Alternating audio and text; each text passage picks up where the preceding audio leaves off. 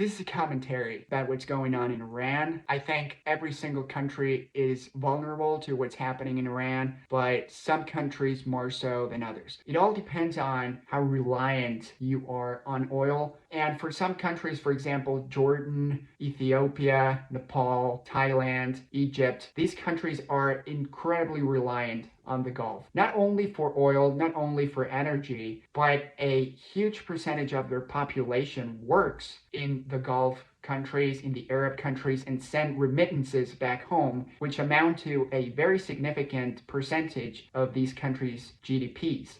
So these countries are very vulnerable right now, and if the war keeps going on, they could enter into a recession, and if the conflict prolongs even longer, it could trigger even a financial crisis.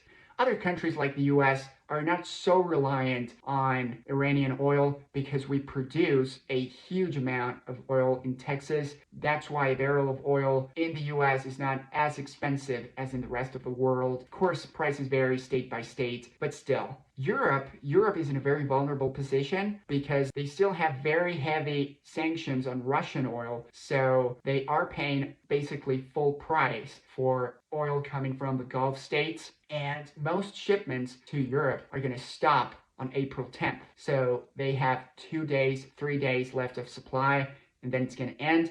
Some countries like Slovenia have already started imposing rationing of gas, which, if the war keeps going on, could spread to far more European countries, and Europeans would feel the pain at the pump. For America in particular, it's not looking as it's going to be a huge price shock like it was back in the 70s, but we're all still feeling the pain. We're all paying higher prices at the pump, just not as much as the rest of the world.